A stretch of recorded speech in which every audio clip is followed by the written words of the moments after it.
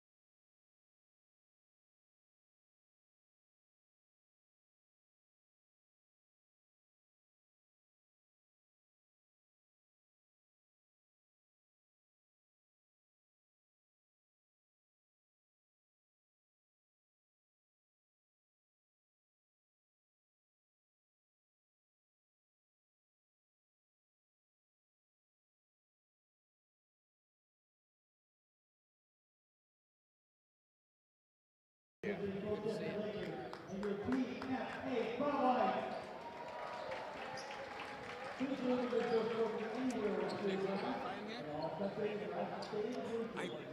My computer won't connect to it. 28 in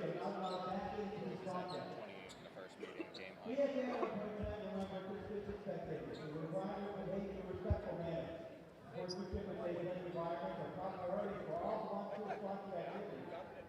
This is special respect for race, gender, sexual orientation, religion, national origin, and the differences of disability. Any violation of the game or the stance can result in stoppages, rejection, or forfeit. Let's work together to ensure a positive, supportive, and healthy dating environment for everyone involved. We hope you enjoy your stay here as our guests. We also ask all our spectators to please stay on the playing floor until the teachers can finish the post-game handshake. And now the officials for tonight's game, James Companion, Alistair Pardo, and Jamie Maestro.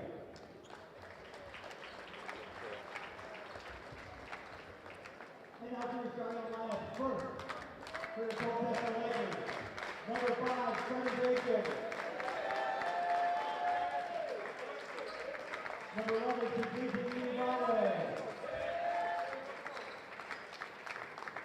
Number 20, Ethan Galen. Number 23, Holden Richard. And number 44, Zach Davis. Head coach of the Lakers, Joe Mayhew, with assistant Jeff Davis, Brian Green, and Connor Green. And now, ladies and gentlemen, put your hands together for the starting lineup for your BFA Bobwhites. Lieutenant Colonel number 10, Noah Earl. Number 15, Will Hughes. Number 22, Liam Howard. Number 24, Jeff Richards. And number 42, Reed Steiger. Head coach of the Bobwhites, Christian Millard, assisted by Sean Earl, the head coach of the unit, our administrators, and Nate Robichaud. WG's pride, the room has the station flag, the flag of our national anthem. Props if anyone needs it.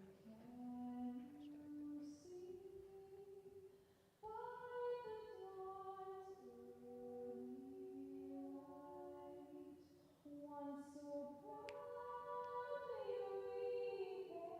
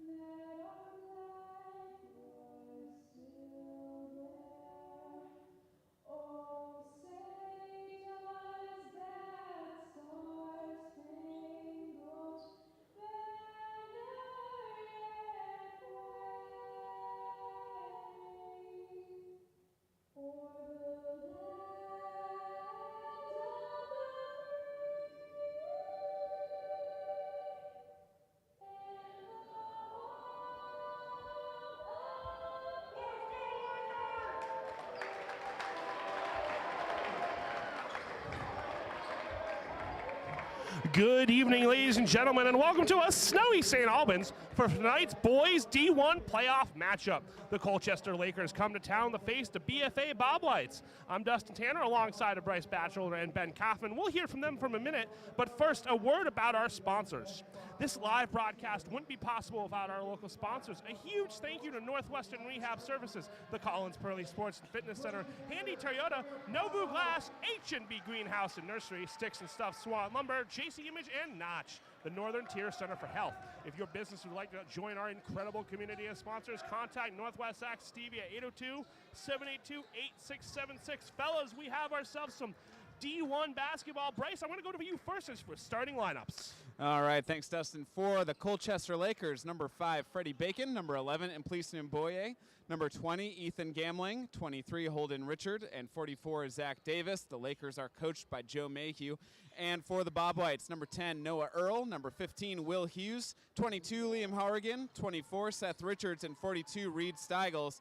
Bobwhites are coached by Tristan Menard. Ben, you have some historic knowledge being the sports writer of the group. What can you tell me about BFA in the playoffs as Colchester wins the opening tip? BFA and Colchester have rarely met in the postseason despite being so close together and always playing in Division I. Just their second all-time meeting. The last time these two met in the postseason, BFA won its last championship in 1987. First shots missed by the Lakers. Here comes Noah Earl for the Bobwhites. Seth Richards is going to set that pick. They're going to pick and roll. Richards is going to put it up. It misses the shot. Colchester gets the rebound. Bryce, what are the keys to the game for the Lakers tonight? Well, the Lakers got a little lucky there. I talked to their coach ahead of time. Keeping Seth Richards in check is one of the big keys to the game for them, which, I mean, good luck to most teams trying to do that, but especially trying to keep him in check in the transition.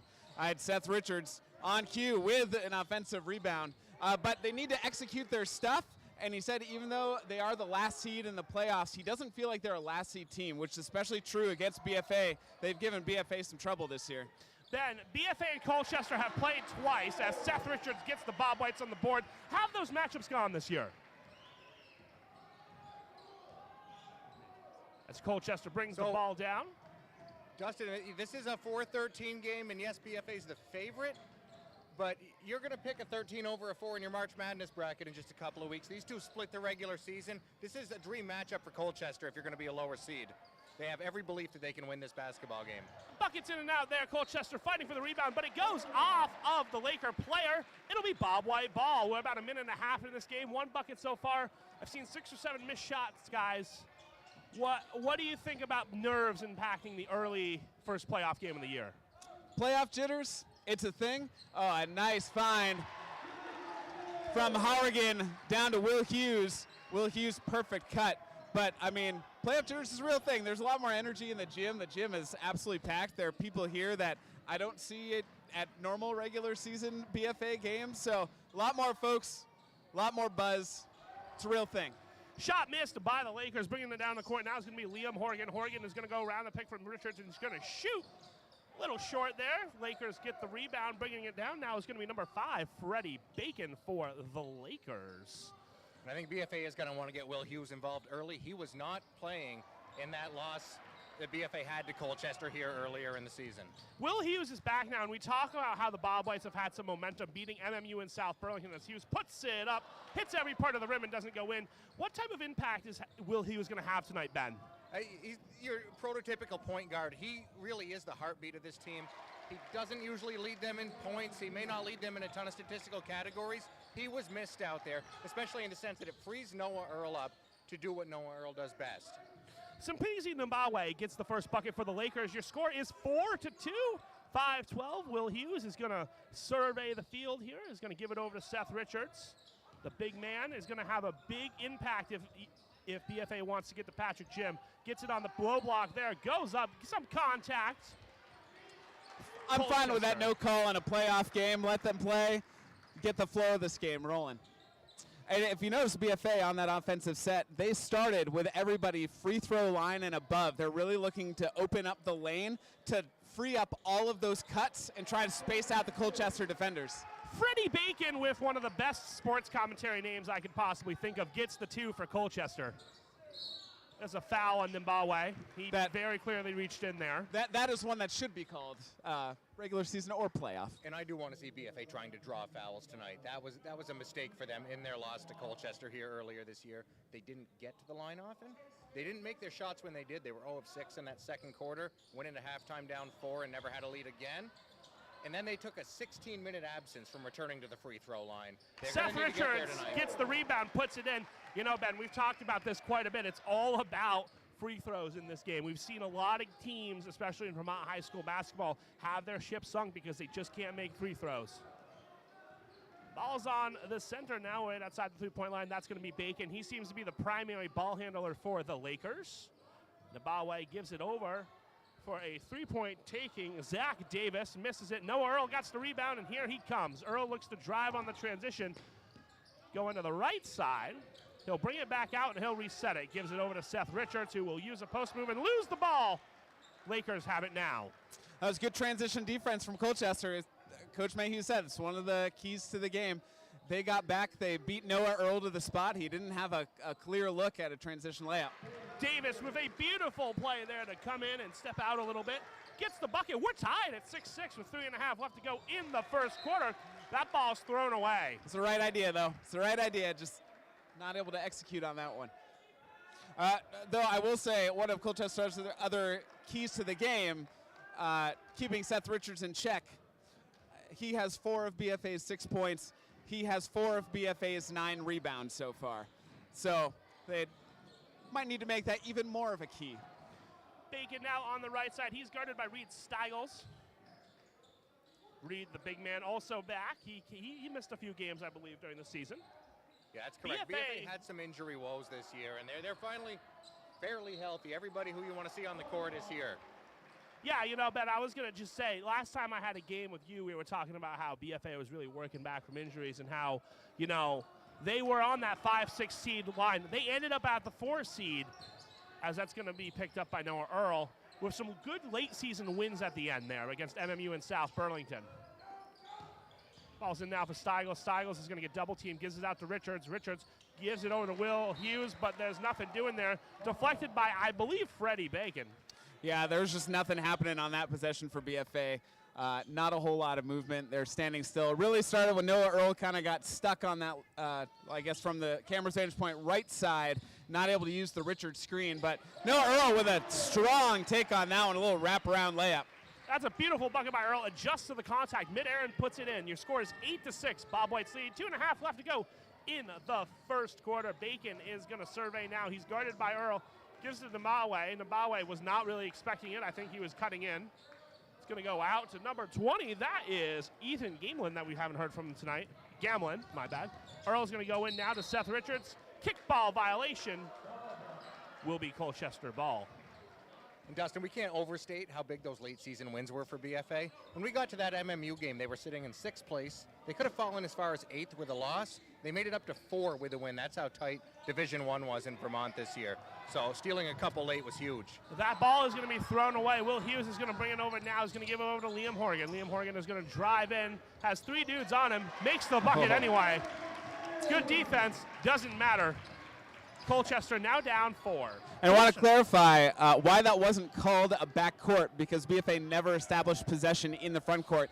Even though it tipped Will Hughes' fingers, he didn't get possession until he was in that backcourt. Davis goes up strong but misses the shot. Colchester gets the rebound. It's going to go off of Noah Earl. I guess he touched it on its way out. We have 3 referees for this game because it is a playoff game. They try to give 3 refs for the big game, so everything gets seen basically. Much like how we get 3 commentators for the big games.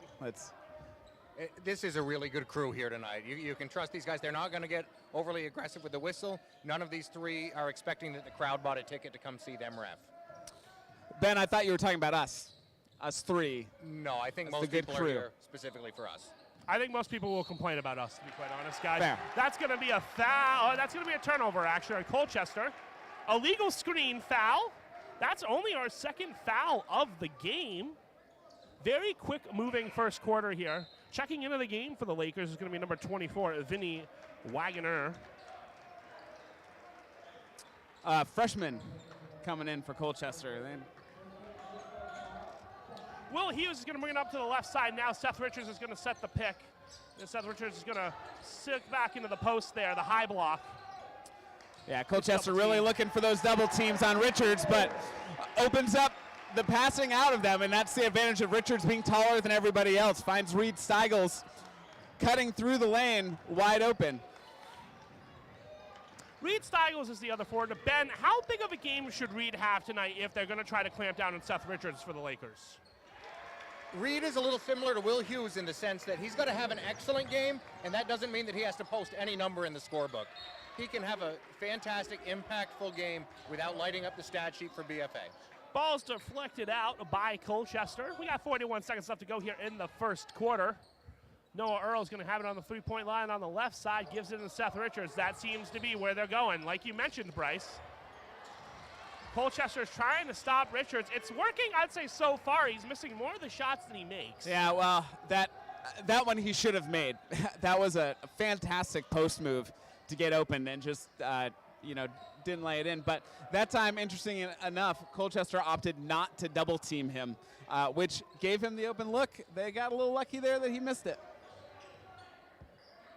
Left side now, that's going to be Bacon. He's played the entire first quarter. 6 seconds left to go. Into Davis. Davis is going to get the charge called on him.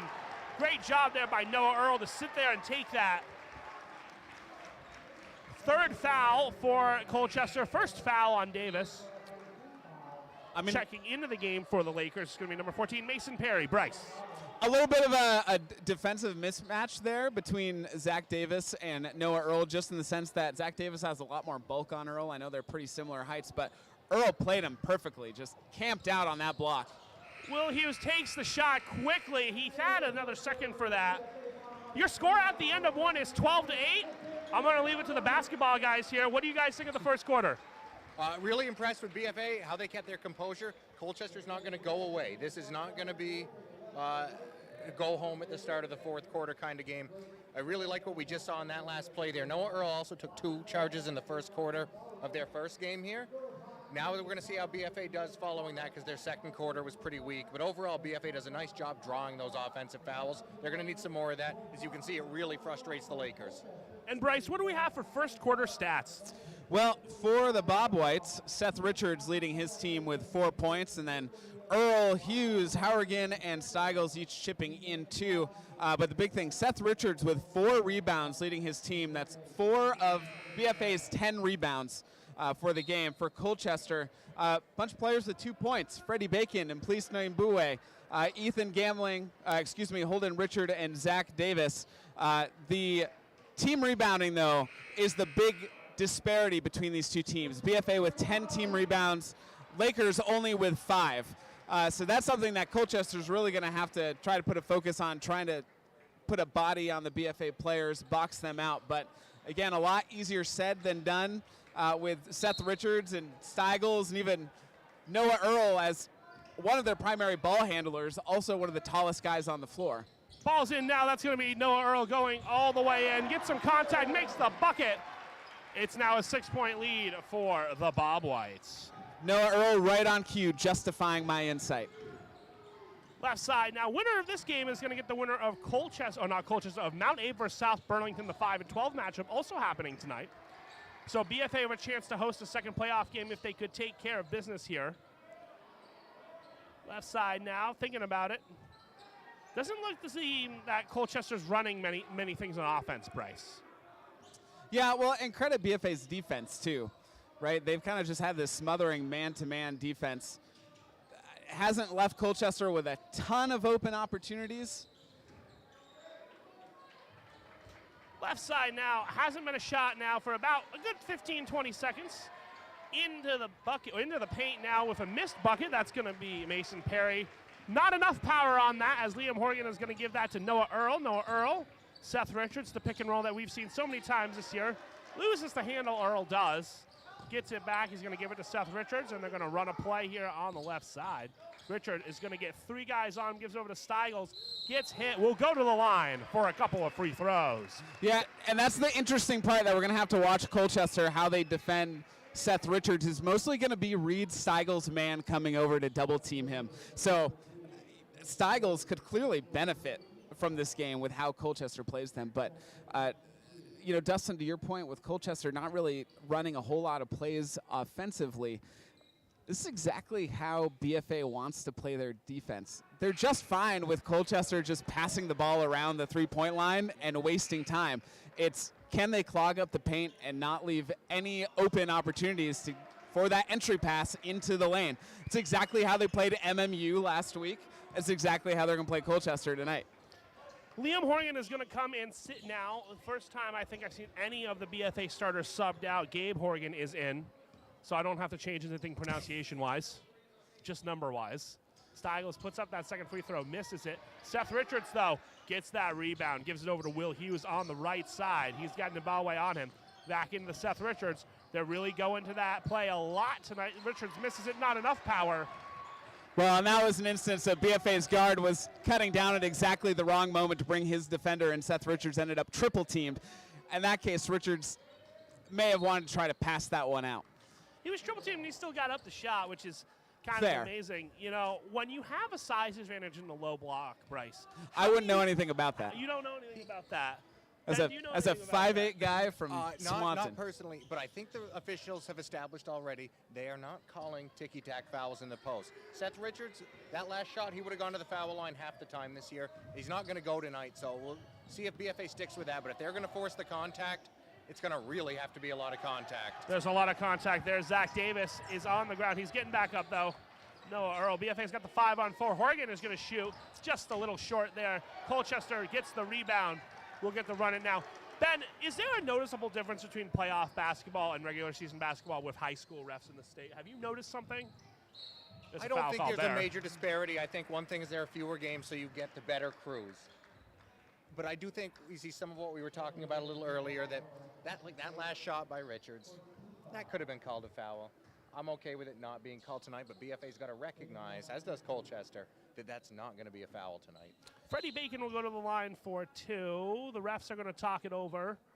Looks like they got to shift how BFA is set up around the lane. There has to be a player down on that lower block.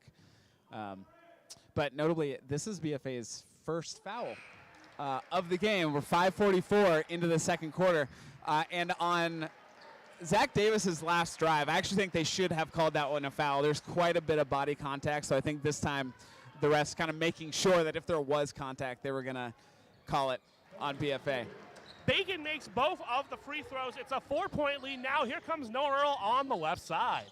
They're going to run that pick and roll. I think that's the 6th time they run that tonight.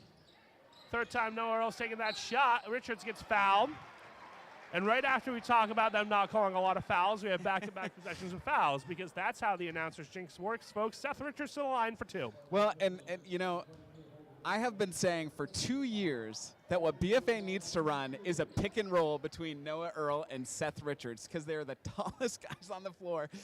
And they started running that, and in that case, that was a great read by Noah Earl to actually just keep it himself. The lane opened up for him, and that led to an offensive rebound by Richards, who got fouled.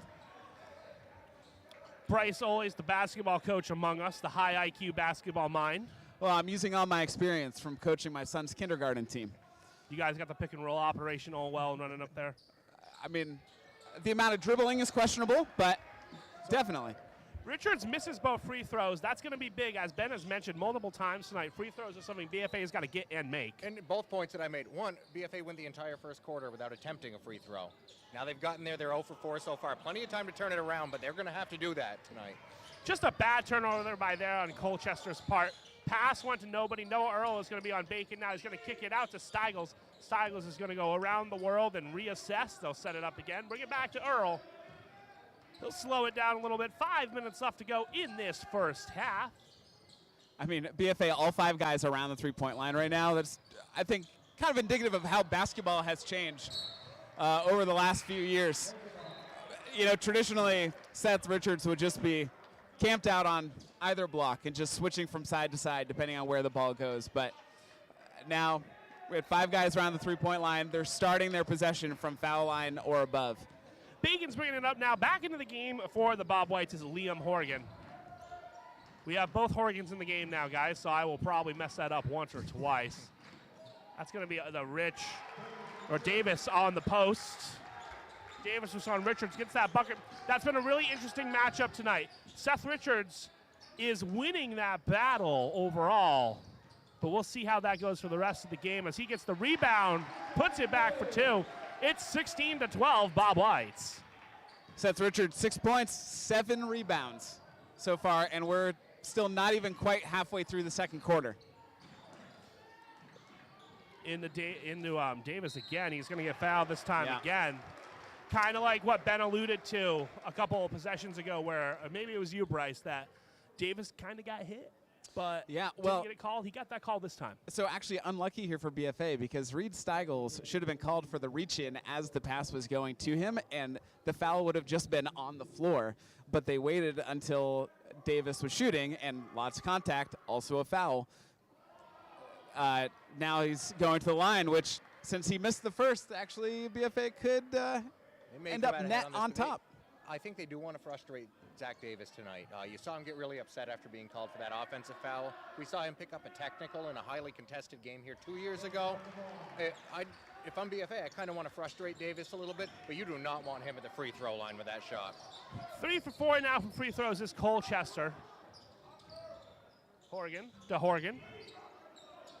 to Richards. Richards on that left side. He seems to really like that left side. They bring the double team. Noah Earl's going to drive in, get some contact, and finishes. I think that's the 3rd or 4th acrobatic layup we've seen from Noah Earl tonight. He is in his bag. So Noah Earl, fantastic layup. Zach Davis going just straight up and down. Heck of a defensive play. I know Earl still scored, but that's some discipline to keep your body straight up and down when you're guarding that. It's brilliant. He's a tremendous ball player, and if I'm BFA, I want to do that every time. You only need Zach to not be perfectly straight up 4 more times tonight if you're BFA. And you get him off the floor. He had a game-high 28 in the first meeting, 19 of those in the second half of that win for the Lakers. Colchester has had a scoring drought from the field as Davis misses a shot there. Have not scored a bucket in a couple of minutes now. All their points coming from the free throw line. Richards is going to drive in. We'll see what they call that. It's going to be an offensive foul on Seth Richards. I agree with that. Richards lowered his shoulder. That, the defender doesn't always have to be perfectly set for an offensive foul. Ideally, you'd like it, but Richards clearly lowered his shoulder on that one. Well, I think Ethan Gamlin had really established his position there in the sense of, he wasn't set, but he wasn't leaning in. That's a good offensive foul That's call. where we get the player control. It has nothing to do with the defender. The offensive player there was out of control. Seth made it too easy for them to call that. It looked like the referees were just debating who got to do the fun lean-in point that you get with the offensive foul. And really, that's why you get into officiating. Is that why you get into officiating? I can't think of one other good reason. Nope. So that call alone might be it. It's like the strike 3 in baseball. Oh, the strike 3 is the best call. I've thought about becoming a Little League ump just because of the strike 3 in baseball. Have a lot of fun with that. Ball's going to be in now off of Colchester. They'll get possession of it. Haven't had a jump ball today. Possession now is showing to Colchester if we get one of those. Lakers Bacon is going to go in, is going to get hit. We'll see who they give that to. They gave it to Hughes. That was interesting because Seth Richards was really close to picking up another quick foul. And if there's one thing Colchester wants tonight, it's Seth Richards getting in foul trouble. Yeah, absolutely. They talked to Bryce about that as a key to the game. I think we all know it's a key to the game. Just like BFA with Davis, if Colchester can find a way to neutralize Seth Richards, especially after the start he's had, they're going to do it. Bacon makes that one. I'll say a foul call shifting a bit here. First 5 fouls of the game called on Colchester. Last 4 fouls all called on BFA. Bacon misses that one. He was sizzling from the line until that point. He was 3 for 3, misses it, 3 for 4. Noah Earl in the Seth Richards. Richards is going to get double teamed. It seems like they're bringing that double team every time. Steigels is going to get hit by Brazizi and go to the line. I will say the players on both teams have made the refs' jobs very easy so far tonight. The fouls they've had to call were not, for the most part, out of the 10 we've seen, not exactly debatable. Well, we could hear that slap from here, so. Well, and he was reaching from behind, so it's, But again, makes it really easy for the ref to call. Other than that, though, clean technique, and they do get Steigels to miss one. Steigels misses another free throw. But BFA we've already said it, not the strongest free throw shooting team, so this I could. was hoping they'd gotten over those because they had a recent win where they were 20 of 26 from the line. So it's not that they're not capable. What I don't want to see is them shy away from attacking the paint. I don't care if they're 0 of 10. They need to keep trying to get back to the line. Styles makes the second one. Your score is 19-14. Not a high-scoring second quarter for either of these teams. Definitely starting to get thirst to 30 vibes, basically, for this type of game. As that's another shot missed by Colchester. Here comes Will Hughes. Will Hughes has a sister at UConn as a D1 athlete.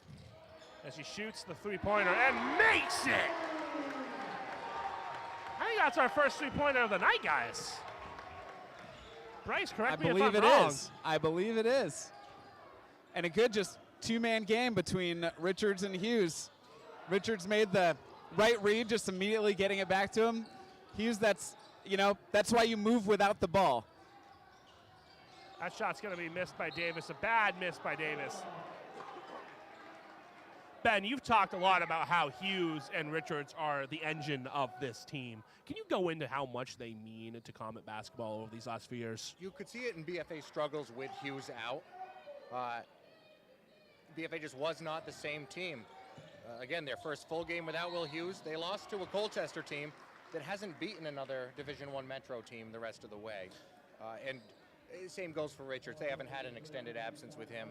But those are two guys that if they're not on the floor, BFA's dream of getting back to the Final Four for the first time since '96 gets a whole lot tougher. Gamlin gets the foul. Will go to the line for a couple. That's the second foul on Reed Steigels.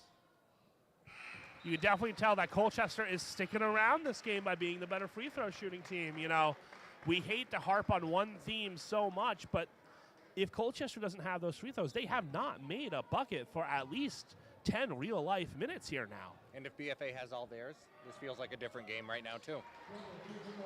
It's 22-16. It is a 6-point game with 90 seconds left to go here in the first half. Thanks for watching with us on Northwest Access TV. Noah Earl on the right side now. Use that jab step, give it over to Richards. They're going to bring the double team. Nabawe with a beautiful steal, but loses it right back. They get it right back. And oh, that's not a great foul for Seth Richards. You can call none there, or you can call the first one, but that's not the one to call. That was an unfortunate series of events. I hate the ball scrap fouls like that, where everybody's just kind of flying around. That's the second foul for Richards, 6 on both teams now. Coach Menard electing to keep Richards in the game, though. I think at this point, with 1 minute left in the second quarter, you have to be able to trust Richards to play. I think that's exactly. You're talking about a senior captain. If you can't trust Seth Richards to play the next 55 seconds without committing a foul, you can give up 2 points, no problem. But he can't pick up that third, and Coach Menard trusts him to do that. Nabawe gives it over to Bacon. Again, Colchester cannot get the lid off the basket here. Oh, there's a move for. That was Colby Brazizi making it easy with the drive and getting it right back is Liam Horgan.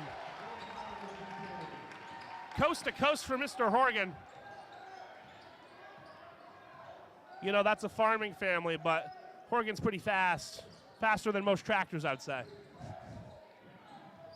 I've really enjoyed watching this BFA team because I know half the families on this team. 8 seconds left to go here in the first half. Bacon is going to pull up. You can put that on the sizzle reel at your halftime score. The BFA Bobwhites 24, the Colchester Lakers 21. Guys, this last 30 seconds, we have a whole new vibe in this gym out over those last 30 seconds. Yeah, I just want to see how BFA responds to this. A time is going to come, looks like pretty soon, when their backs are against the wall, the seniors are watching their careers flash before their eyes, they're worried about losing to the underdog. I want to see how they respond to that adversity. Bryce, you got any other first half thoughts for us? Well, I mean, this quarter was all BFA until that last 30 seconds. And that sort of, even the story of last game, right, where they hold most of the game and then they just have those little lapses where they let the other team back into it. So they just got to tighten that up. We'll see what they do in the second half. All right, we'll be back in just a moment here on Northwest Access TV with the second half and first half stats.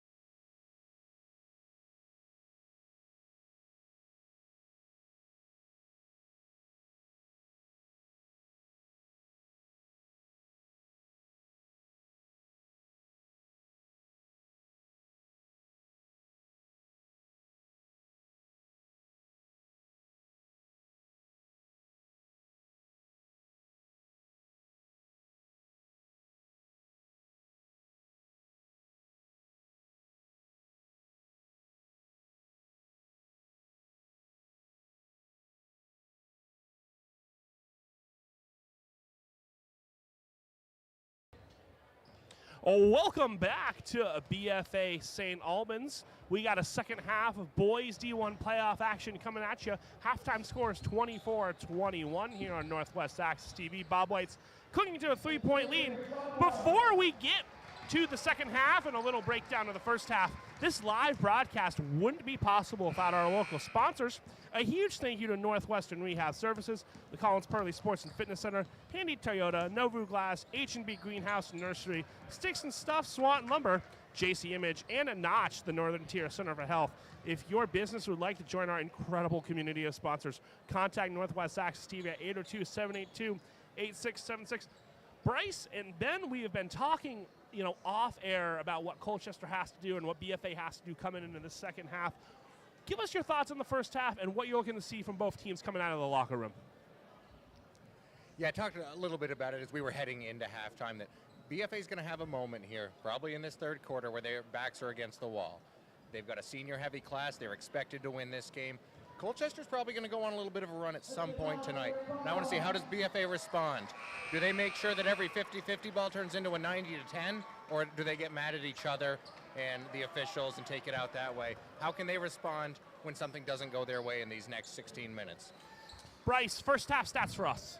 Sure. So for BFA, Seth Richards leading his team with 6 points. Noah Earl also with 6, and Will Hughes with 5.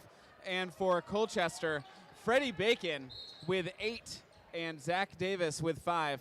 But I harped on them after that first quarter. The team rebounds. BFA out-rebounding Colchester 18-6. Seth Richards with 8 of those rebounds. Nabawe over to Bacon now on the right side. He's going to give it into Zach Davis. Back to Bacon on the right side. BFA is running what looks to be a 3-2 zone, with the 3 being in the bottom. On the outside now, not a shooter holding, that's Ethan Gamlin. Yeah. Well, not to correct you, Dustin, they're not playing a strict 2-3 zone, but they are playing a sort of a coverage help man-to-man defense, where Richards was kind of roaming and helping out Earl, I think, on Davis was sort of the main key to that defensive scheme. Bryce, this is why you're the best color guy I've ever worked with, because you know these things and I don't. That's going to be brought in by Hughes. He's going to miss the bucket, but BFA is going to get the rebound. Horgan going to give it over to Seth Richards. Richards on the right side, double team. We've been seeing that for the last couple of minutes. Rebound, or stolen by Nabawe. Here he comes back. Ben, you mentioned it. BFA back against the wall. Colchester came out, got a bucket right off the bat. Yeah, but I want to see how BFA responds. We talked a little bit about halftime, too. BFA really struggling from the free throw line, when they're even getting there, which hasn't been very often. They've only hit 1 3. They're not a tremendous three-point shooting team. It can be really tough to stop a bleed when you're not doing those 2 things well. So how's BFA going to counteract Colchester's strategy here in this third quarter? Davis goes in on Richards, misses the bucket. Richards gets the rebound. Stolen! Flying around. Shot taken for 3, missed again by Davis. Will Hughes has the rebound there. Very tense couple of seconds there if you're the Bobwhites, as Liam Horgan has it on the right side. He's going to drive in. He's going to shoot that, misses it. Colchester gets the rebound. Well, and honestly, it was that three-pointer that Colchester hit at the end of the first half that totally changed this game. Going to halftime down 6. I mean, BFA feels way better. Now they're getting a little shaky. But Colchester has yet to capitalize on that yet. 4 or 5 chances to take a lead. Refs are going to talk this call over. I think they're going to change it. It's going to be Colchester ball.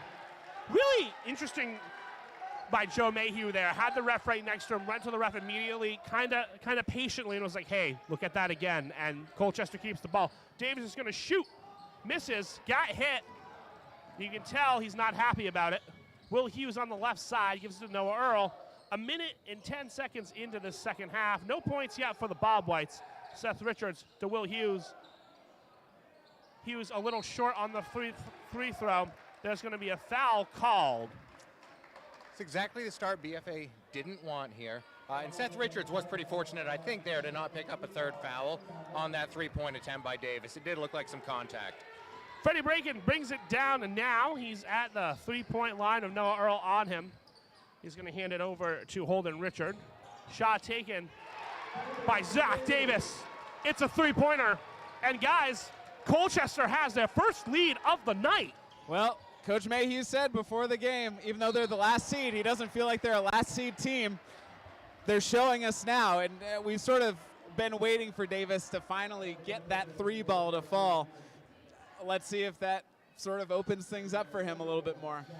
Davis goes and picks up his second foul, though. So both Richards and Davis have 2 fouls now. The big men, that's our big matchup of the night right here. Going to be very interesting to watch how they play each other in this second half as Richards goes to the line for 2 free throws.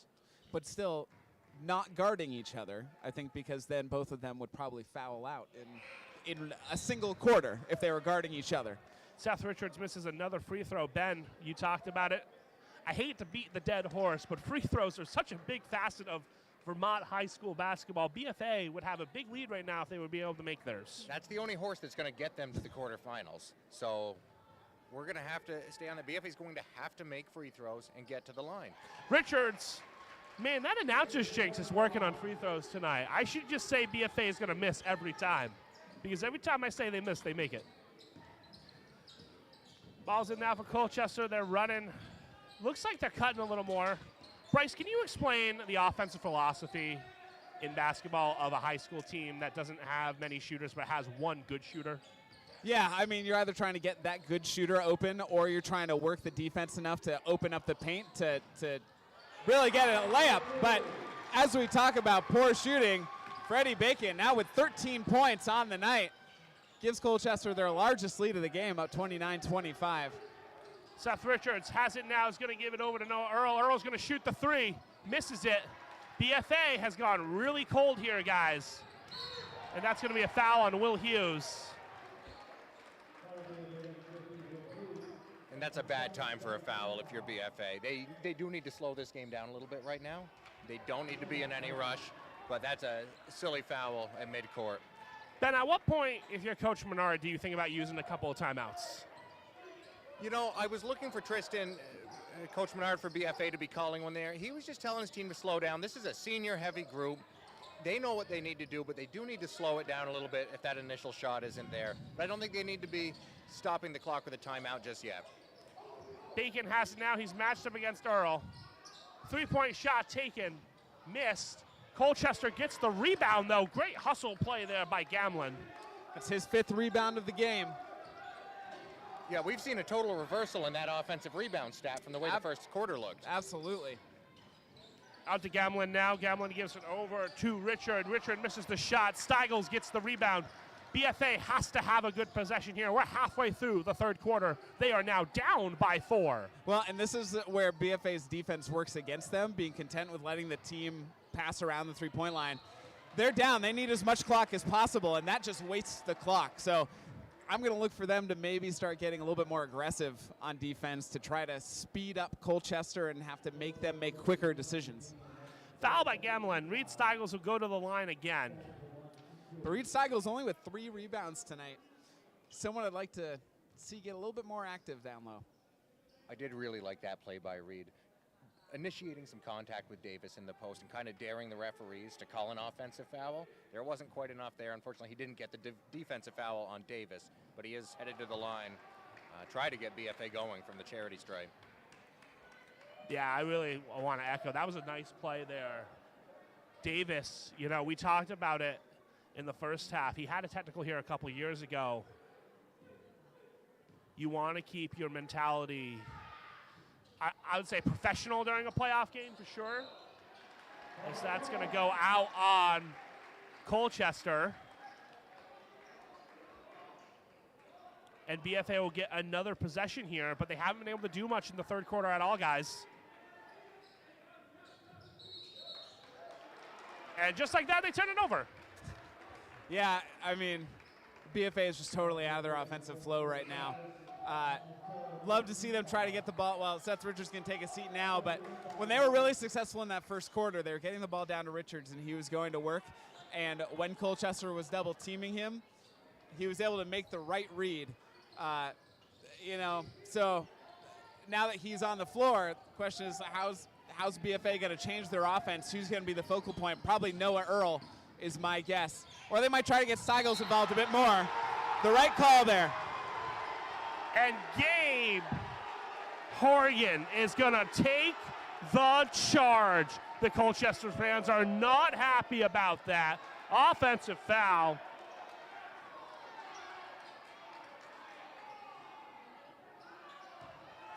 It's going to be on number 5, Freddie Bacon. And the big thing, no basket. Keeps the BFA within 4. And Bryce, so loud in here, I don't know if I can hear myself think, but Seth Richards went to the bench because that foul went against him. That's his 3rd. So he's out now with 3 fouls, getting a little rest. Yeah. You know what I like about a 3-man booth? It helps when I miss something because I did not see that Richards had that 3rd foul on him at all. Earl's going to shoot the 3-pointer. Makes it! It's a 1-point game! Well, like I said, with Richards on the bench, where's the ball going to flow now for BFA? I said probably Noah Earl on the outside. Like to see Steigels a little bit down low, but, I mean, Earl has that green light. He's the number 1 option on the team right now. Shot is taken. There's going to be an over-the-back foul called. Joe Mayhew is not happy about it. The Colchester bench is not happy about it. The Colchester starters are not happy about it.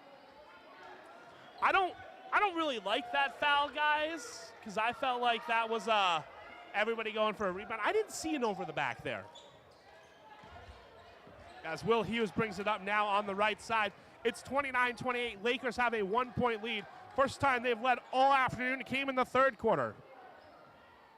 Got ourselves a tight game. You would never know this was a 4 versus a 13 of how they're playing right now. This is March, right? It's still February, but this is what we love about playoff basketball at the end of the year. Hughes, Nabawe, gives it back out to Earl because he had nothing there. Earl is going to be covered by Bacon on the right side. He's going to talk to, I believe, his dad and ask what the play call is. Yeah, this is a nice patient possession for BFA, not forcing anything.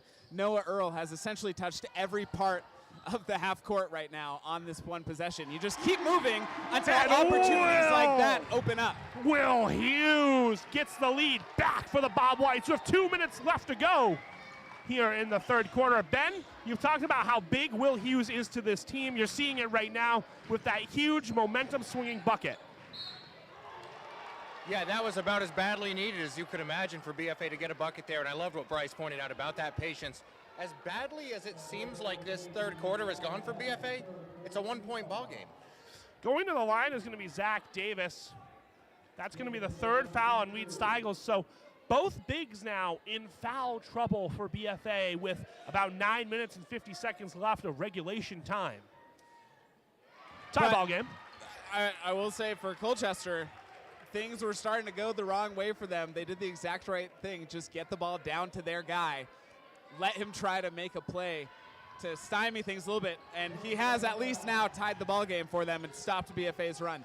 No, Earl's going to bring it up now, so we'll see how BFA does. It looks like they're going to Reed Steigels in there. Let him play with 3 fouls, see how it goes.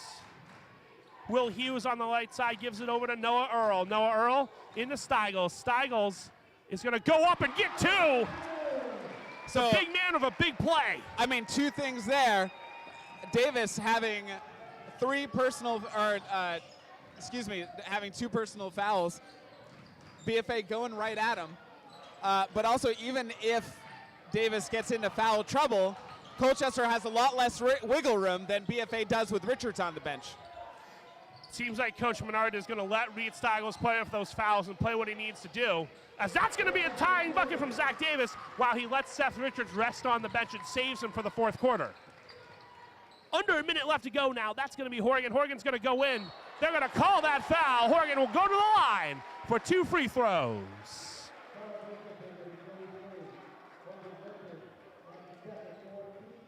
Second foul is going to be on number 23, Holden Richard. That's not a name we've called a lot tonight. Coach Menard. Ben, what do you think Coach Menard's saying to the ref over there?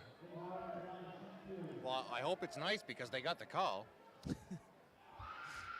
looks like both coaches are just trying to get that foot in the door, trying to get that edge as we get ready for the 4th quarter here and plead their case that they've been so mistreated for the last 2+ quarters and hopefully gain a little sympathy as we head into the final 8 minutes. Zach Davis looks like he's going to rest for a couple of seconds as Colby Bozizi comes in. And honestly, I don't mind that substitution for Colchester. Davis was starting to get a bit frustrated, so actually a good move getting him to sit on the bench and kind of calm down a little bit. They need him for the fourth quarter. So we get another foul called on Colchester. Justin Munger looks to be checking in for the Bobwhites now. He's going to be at the table. That's going to be the 5th foul for Colchester. That's going to be of the half. That's going to be the 3rd for Holden Richard. Will be interesting. Richard is a guard-forward combo. Doesn't seem to score a lot. But BFA's missed 3 straight free throws.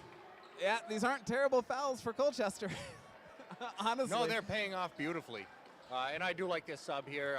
Coach Menard doing exactly what Colchester just did and getting their guy in foul trouble to the bench. Risking a 4th foul is not worth whatever you're going to get from Reed in these next 48 seconds. Do you start to hack a shack a little, Bryce, if you see that this team is struggling to make the free throws? Well,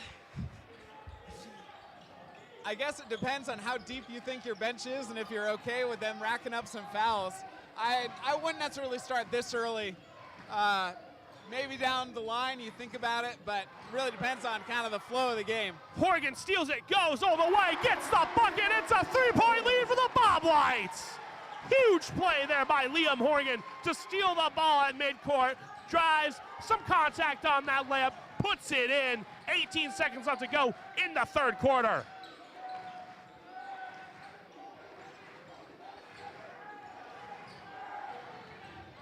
Bacon on the left side. Bacon on Munger. Gives it over to Brazizi. Brazizi shoots. He makes the bucket! Colby Brazizi at the buzzer. Makes the bucket, falling away. And at the end of 3 quarters, it is 35-34. Fellas, we got ourselves a ball game. That possession was going absolutely nowhere.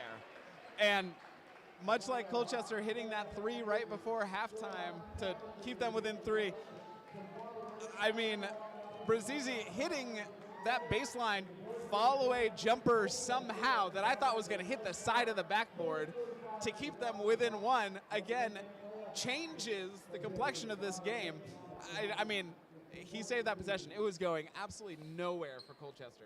Yeah, that kind of momentum heading into the final intermission here for Colchester is just absolutely huge. They've got to feel great right now.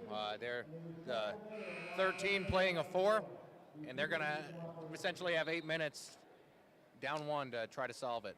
We've seen this at the end of the 2nd quarter and at the end of the 3rd quarter. Colchester just going on like a furious little run and changing the feelings and the momentum in the gym. How much of that do you think continues to weigh in the mind of the BFA seniors? Well, you know, it's interesting because how athletic Seth Richards and Noah Earl are, kind of the 2 big seniors for the team. BFA is a surprisingly methodical team. And so when it opens up for runs, and it's sometimes hard for BFA to respond with that type of speed. And so for these seniors, I mean, they got to be anticipating these runs, and they got to try to figure out how to stymie them before they start. It's clutch time now. That's going to be a ball that's deflected off the Colchester player. Nimbawe was going for a jump ball there. Ben, you're making a face over there. What are your thoughts? I thought they were going to go with a jump ball, like you'd said. I'm not sure how you can make that call on either guy, but he's closer than I was. That's going to go in. That's going to be Reed Steigels. He draws the foul. He gets the bucket. And BFA is fired up. It is a full student section. It is a packed house here in the BFA gym. That's going to be the 3rd foul on Zach Davis. Those are the plays that built BFA a lead in the 1st quarter. That exact play. Reed Steigel's man came over to double team Richards. Richards made the exact right read to Steigels, wide open on the opposite block. Steigels makes it go into the line for 1. I mean, they got to get back to that. Get the ball down, let Richards go to work, let him make the right read. With this foul situation, every single one of those post plays the rest of the way is going to be a hold your breath, nervy kind of situation. Lane violations called on Seth Richards. That's not a foul, it's just a turnover. Boy. I thought they called a foul. That was about to change the rest of this game. Ben, you've talked about off air before how BFA's record in the playoffs is not so good. You would feel a little queasy right now if you're a BFA fan, right? Based off previous postseason history? Yeah, absolutely. It's got to be nerve-wracking for the BFA staff, for the BFA fans. I know for me, as somebody who's followed BFA basketball for a long time, these chances don't come along very often. BFA has hosted one home quarterfinal since their last semifinal appearance in 1996. It's tonight or it's not. This is a senior-heavy team. Either they get there this year or you start a little bit of a rebuild. And something to keep in mind, the other team that's going to be coming in here if BFA wins, South Burlington and Mount Abe are tied at halftime, 27-27. Shot's going to be taken by Davis. He's going to miss it. It's going to go in and out. But Colchester gets that offensive rebound. He picks up his dribble, though. It's a 3-point game with 7 minutes left to go in regulation. 37-34 is your score. Bobwhites lead. Gives it over to Gamlin. Gamlin over to Richard. Whoa! Holden Richard. We haven't said his name a lot tonight. That's the first time I think I've said his name for a bucket. Brings it to a 1-point lead for BFA. Gets that deep two into Seth Richards. Now Richards is going to get called for the offensive foul. That'll be his 4th foul in this game. And the complexion completely changes now, guys. It sure does. I mean, Noah Earl's going to have to take over for the next, I'd say probably 3 minutes. Yeah, Noah's going to have a big finish. Liam Horrigan's going to have to score some points, and Will Hughes is going to have to play well. And Reed Steigels is going to have to do a balancing act because he's got to be an important player without fouling. Good call to take Seth out here.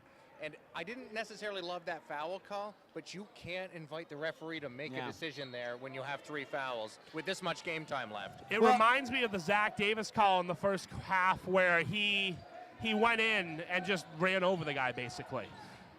Well, and that's the thing. Colchester knows that BFA was just going down to Richards, pound Richards, right? So they could anticipate it, but Richards has to be smart. Oh, you're going to foul reach in here. But Richards has to be smart in knowing that Colchester knows that's where BFA is going to go, and so he can't go in as strongly as maybe he'd like. But he's on the bench now. We'll probably see him 2 or 3 minutes left.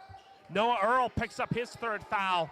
Both teams at 6 fouls now, so we'll be getting 1-and-1s the rest of the way in this right. game. If you've been listening to this broadcast, you know who that benefits. Davis takes the lead back for Colchester with the deep 2 from the free throw line. He's been the star for the Lakers. Horgan now is going to be on the right side. He's going to give it over to Horgan. Horgan to Horgan connection into Hughes. Hughes gets fouled by Nimbawe. Will Hughes will go to the line for a 1-and-1 opportunity. We've argued some debatable calls tonight. That one was a simple one. You cannot leapfrog your player. You mean you're not allowed to just kind of jump over somebody's back that blatantly, Ben? I suppose if you completely clear him, but there was just enough contact there that That's the second foul on Nimbawe. He's not in trouble yet. 6 minutes left to go in this game. Will Hughes with a chance to tie?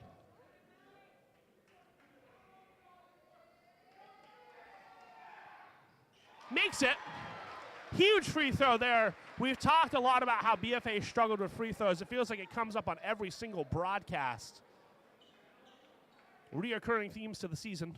The scriptwriters have really put that one in there. What is this, the NFL? It's a pretty niche joke right there. That's a great... To be clear. I'm not going to comment. I know what kind of lawyers the NFL has, and I am not saying one word on television about Ben that. Kaufman showing he is the smartest one of the 3-man booth here tonight. Hughes misses that second free throw, so we're tied with 5:45 to go. Davis is going to go up. I hate that call. Reed Steigels went straight up. This is where I said right out of halftime, BFA's got to keep their cool. I don't think many people in this gym loved that call, but the reaction we are getting from the Bobwhites right now is not going to help them win these next 5 minutes and 45 seconds. They've got to keep it together. That's the 4th foul on Steigels. So both big men are in foul trouble now for BFA. Davis is going to go to the line for a couple of free throws because he got fouled on the shot. I don't envy the position that Coach Menard is in right now, having to make some decisions on the bench. We're going to see Justin Munger, the sophomore, come in for the first time tonight. Second time. Second time. He came in, didn't really play much because he was at the end of that first half with 40 seconds left. Munger is a sophomore. He is definitely the next heir to the Seth Richards throne. But he's got to show he's ready for it now because it's crunch time. And he's going to be getting some key minutes down the stretch here as Noah Earl goes in. He's going to drive in, give it to Munger. Munger's going to get hit. Munger's going to go up, gets hit for the foul, will go to the line. Boy, you want to talk about some pressure. How about this young kid stepping up to the line to take a couple of free throws? Just your team down one with 5.5 minutes left in a do-or-die playoff I believe game the at home. saying is welcome to the show. Maybe a little profanity in there, but we can't say that on air. But that's what this is, the welcome to the show moment for Justin Munger. And I've seen some great moments from Justin Munger. He's had some really good shifts out on the floor for BFA. I don't think having him in this spot in the game right now is necessarily Coach Menard's game plan, but this is that chance for him to step up and really make a difference tonight. Munger misses the first free throw. We'll see if he can make the second one. Misses both. BFA, collision on the rebound. Noah Earl is going to get the steal, is going to get fouled by Freddie Bacon.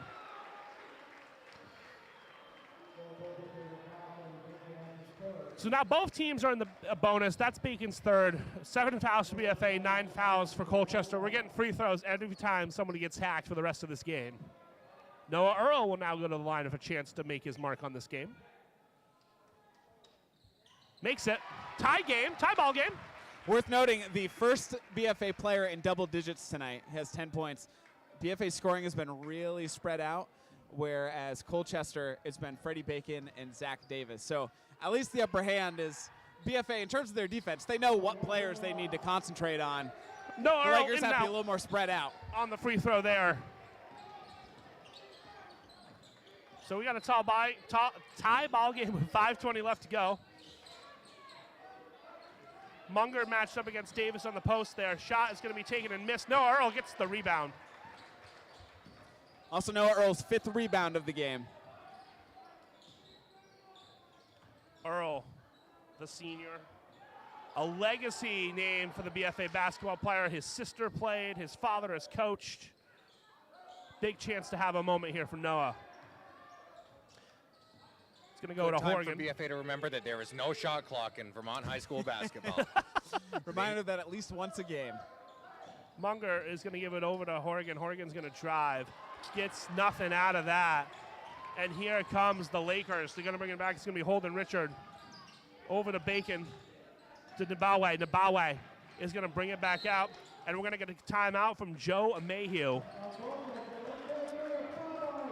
And we'll all get a chance to catch our breath here for a couple of seconds. You think that's a good timeout, Bryce? I do. It seemed like both teams, sometimes the energy gets a little bit too much for both teams. I think that was one of those moments. Smart timeout by Joe Mayhew to kind of calm his team down, gather them a little bit, drop a play out of this timeout. It seemed like that possession really wasn't a whole lot going on there. I liked what BFA was doing on that last offensive possession. They were being really nice and patient, like Ben had mentioned. No shot clock in Vermont high school basketball. But if you're going to be that patient, you've got to make smart decisions at the end of those possessions. That didn't happen. But good timeout, calm both teams down, try to get them reset. Time for some smart decisions by both teams here, though. Speaking of Ben, he's got to step off the mic for a little bit because he's got other duties as a sports writer, so he's got to get a couple photos. So you will not hear his voice for a bit. 4:25 left to go in this game. It's tied 39-39. Davis is going to give it over to Bacon. Bacon's going to drive. Beautiful play call there by Joe Mayhew out of the timeout. Bacon gets the wide open lane. He gets the wide open layup. Yeah, I mean, that was started by the first cut that was made. Noah Earl answers right back with now has 12 points on the evening and ties it up at 41. But that was started by Colchester's first guy who came around and drew the defense away and just opened up that right side driving lane for Bacon. They're going punch for punch right now. Davis shoots and makes a three. Let's see how BFA responds. Horgan's going to bring it up. Horgan is going to look to Richards in the post. He's got the matchup. Does he give it to Richards? No, he gives it to Earl. Earl on the three-point line is going to slow it down. Horgan into Richards. Richards gets double teamed. Out to Earl. You know, if Richards can find Will Hughes out of that double team or Noah Earl, that could be big. Noah Earl with the three-pointer! And the contact. It's a tie ball game again. A 3:20 left to go. Bacon over to Richard.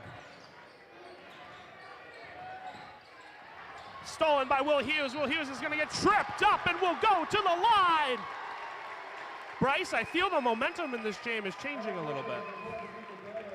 Well, I don't want to jinx anything for BFA, but a couple things here going BFA's way. On that last possession, though, Seth Richards got stuck guarding Zach Davis down on the post, and we almost had a moment where Seth Richards was just going to have to play the smartest defense of his life. But if Colchester can keep putting him in that position where he has to guard Zach Davis, you know, could be trouble for BFA. Could be trouble. Tie game. Will Hughes at the line. Shoots the first free throw. Misses the first free throw. That's at least 15 missed free throws tonight for BFA, Bryce.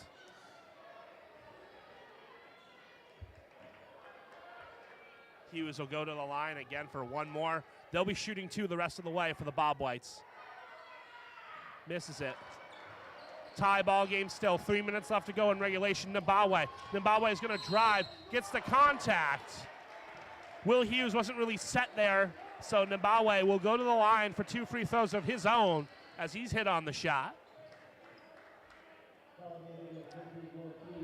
Yeah, Nabaway hasn't done a ton offensively tonight. He's had some good defensive plays and some good steals, but a good hard take drawing the foul on Will Hughes. But sort of like BFA's issue here, Colchester not delivering at the free throw line of late. These last 2 minutes will come down to the team that makes the most free throws for sure. Steigels is going to bring the ball out to Horgan. Horgan is going to bring it up. 3 minutes left to go. 45-44 is the score. Tristan Menard is going to call a timeout. I think that's a perfect time to call a timeout. You've saved all of them for these last 3 minutes, so you want to get yourself a good set play.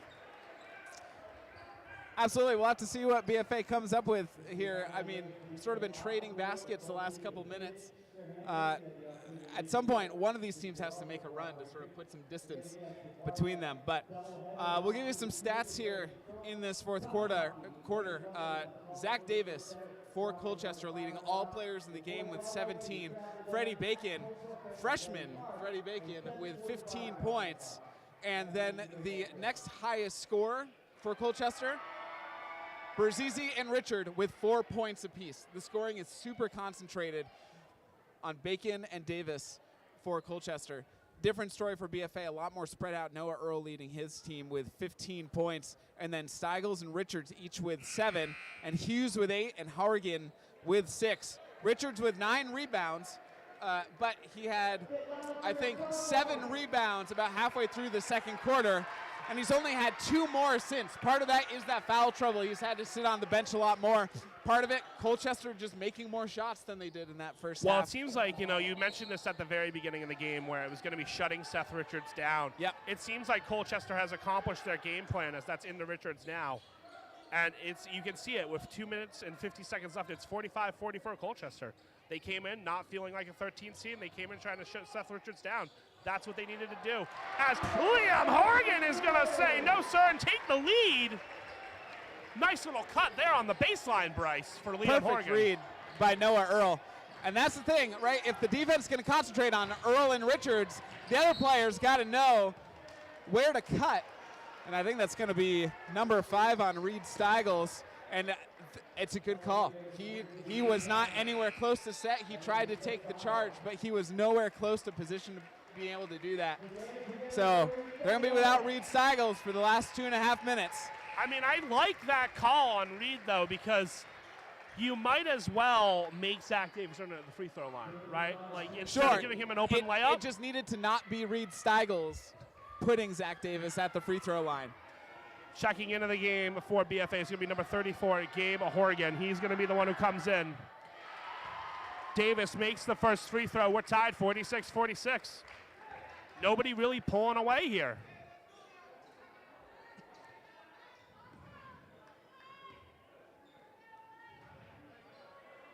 Second one's up for Davis. Hits the front of the rim, goes in.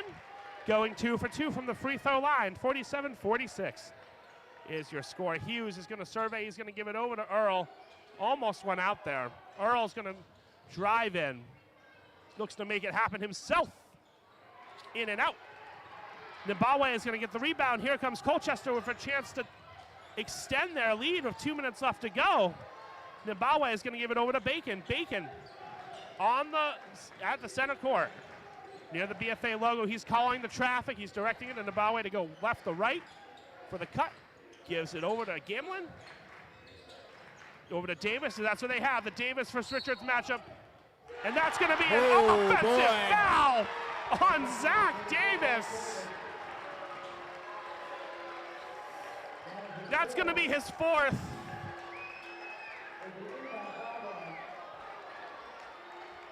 I am not a referee. I will say, I don't want to see the best players sit in the last few minutes. So I'm lucky Seth Richards is still in the game. Still not sure about that call. Nimbawe brings it up, gives it over to Richard. It's going to be a timeout. 1:33 left to go in this one, Bryce. It's 47-46. What does Colchester need to accomplish in this last 90 seconds to pull off the upset? Well, look, they're up by 1. The clock is on their time, or on their side. I would, if I was Colchester's coach Mayhew, draw up a play, not necessarily a specific play, but draw up an offensive set to just let them pass the ball around a whole lot and waste as much time as they possibly can. And then if BFA gets the ball, now is when you kind of start thinking hack-a-shack, right? BFA has not shot well from the free throw line. So you start thinking about that, but Colchester, I think if they're going to make a move toward the basket, go at Seth Richards. Try to draw that 5th foul on him. Justin Munger is checking into the game now. I believe Seth Richards is going to sit. This is a really interesting moment for Tristan Menard, knowing defensively that Richards cannot foul. He puts in the younger Munger. Coach Menard right now may be trying to go offense-defense with Seth Richards. Right, keep him on the bench for defense so he can't draw that foul and try to get him back in on offensive possessions. And there's a foul right off the bat. It looks like Munger's job was to come in and just foul immediately. And Richards is going to check back in. Yeah.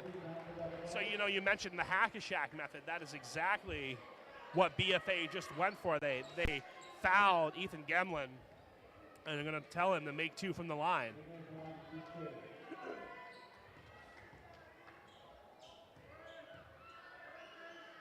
First one is up and in for Gamlin. Richards checks back in. That's Munger's first foul. He checks out. Colchester with a chance to take a 3-point lead here.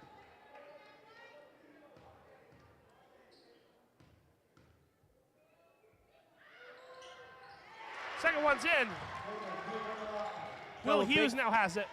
Couple big free throws from the senior. Noah Earl over to Will Hughes. Will Hughes thought about it. Gives over to Earl. Earl's going to deke out his man. Drives in. They're going to call a blocking foul. So Earl will go to the line. So here's kind of the test for both teams and both coaches. Highly charged game, 1-possession game with 1:20 left. Players kind of take their cues from how coaches react to things. So the question is, can coaches, be able Don't to get stay teed calm, up? right? Well, yeah, but be able to kind of keep their heads, to keep their team's heads in the game. Absolutely disagree with calls. Talk to the refs. Show your displeasure. Absolutely, that's all a part of coaching. But still to be able to recover from those calls and still be able to keep his emotion. So Joe Mayhew right now doing a good job. Express that displeasure to the referees. Now coming back, having a calm demeanor.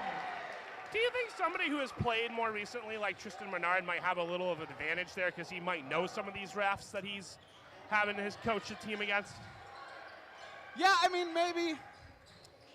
But all of these coaches have been coaching against, with these refs for a while too. So I think they know them just as well. It might be just a slightly different dynamic. No, Earl is going to pick up his 4th foul. Is going to send Freddie Bacon to the line for 2.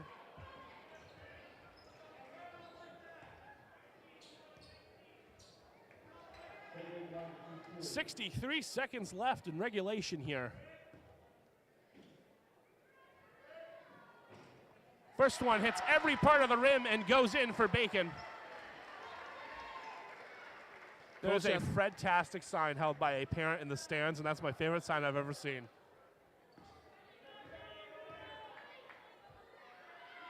Second one is in for Bacon. It's a 3-point lead. They're going to call a timeout. It looks like Will Hughes has blood on his jersey. Colchester, credit to them, hitting every single free throw down the stretch that they need to hit. I mean, it's going to That be is what's keeping their lead. It's going to be the difference between who moves on in this round. You know, winner of this game is going to face the winner of South Burlington and Mount Anthony. That game was tied at halftime. But for Colchester, it's they've hit their free throws tonight. That's what comes down to this game. But still, you know, for BFA, it's a one-possession game. Minute 3 seconds, that's still a ton of time. Yes. So BFA doesn't need to make up all 3 points on one possession right here. They don't have to settle for a three-pointer. Run your offense. Go for the first good open look that you get, whether that's a 3 or a 2. If you can get a quick layup, that's perfect for this possession.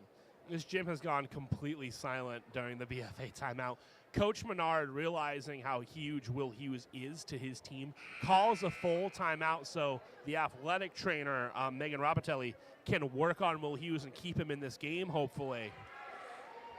Well, it's all timeout management, right? That's, you know, coaching isn't just running the practices, coming up with strategy. You have timeouts. You have to know when to use them, when to save them. Coach Menard, even their last game against Mount Mansfield, had a couple huge timeout calls in the last minute or so that he had saved up. So he does a good job managing his timeouts. Coach Menard is not going to be one to blow a bunch of timeouts early in the game. And you see how it helps him as Noah Earl is going to be matched up against the Bobwhite. He's going to drive in, gets the bucket! It's a 1-point game! Colchester's got to get this ball in here.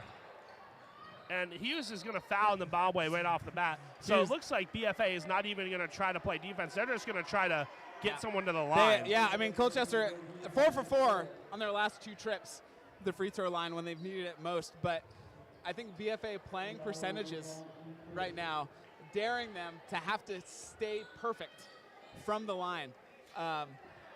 So, you know, we'll see how this shakes out. Works for BFA this time. I mean, you mentioned it's hard to stay perfect from the line. Even the best free throw shooters will miss one every now and then. It'll be a 2-point game if he can make this one. If not, it'll be a 1-point game. 44 seconds left. Both teams are over the limit in fouls. Seth Richards gets the rebound. Here comes Noah Earl on the left side. 40 seconds as the clock ticks. He's against Zimbabwe. Richards sets the screen into Seth Richards. Seth Richards goes up, gets the bucket for 2! It's going to be Bacon now on the left side. Bacon brings it across the half court.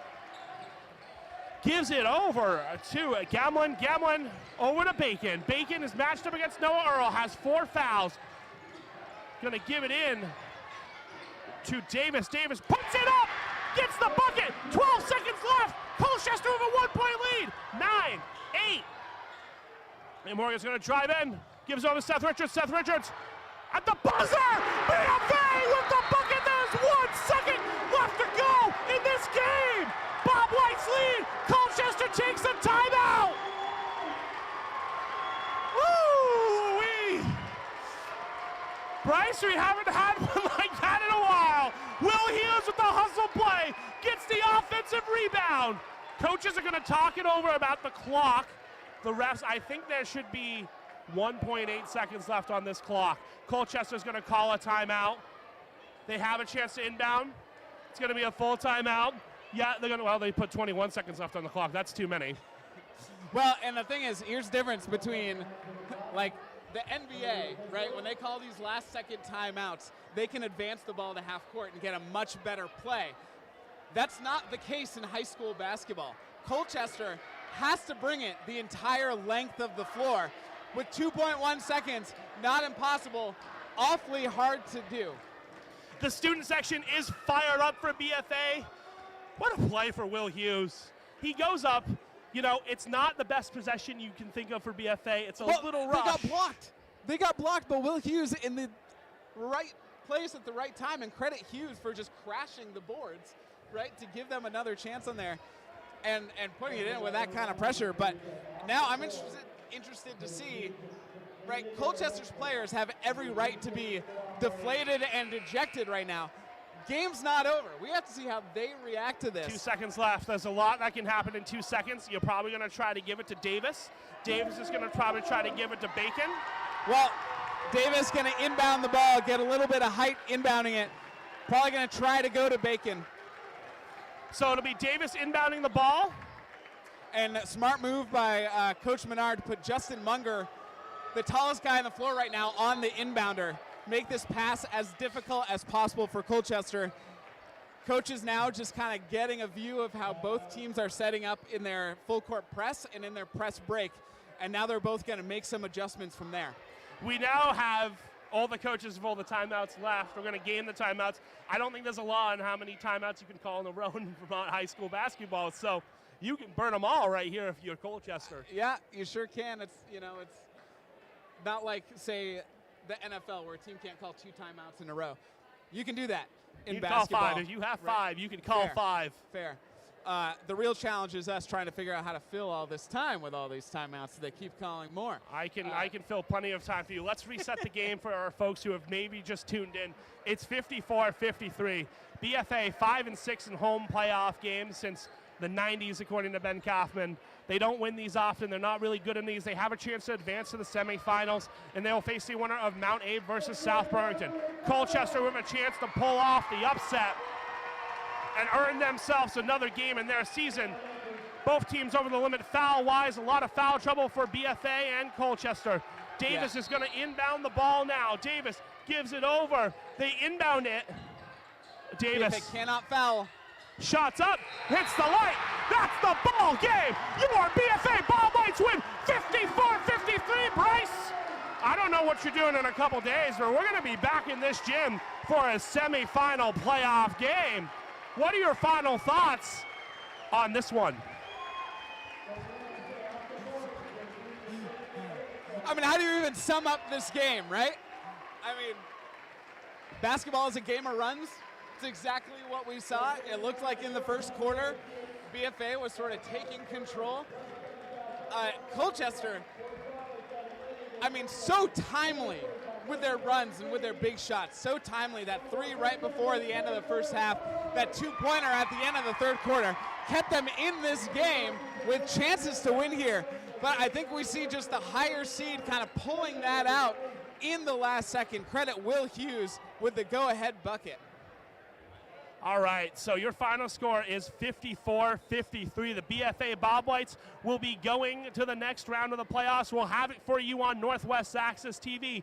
Before we log off for the night, tonight's live broadcast wouldn't have been possible without our local sponsors. A huge thank you to Northwestern Rehab Services, the Collins Purley Sports and Fitness Center, Handy Toyota, Novu Glass, H&B Greenhouse and Nursery, Sticks and Stuff, Swanton Lumber, JC Image, and Notch, the Northern Tier Center for Health. If you or your business would like to join our incredible community of sponsors, contact Northwest TV at 802-782-8676. For Bryce Batchelder and Ben Kaufman, I'm Dustin Tanner signing off. We'll see you in a couple days. Have a good night.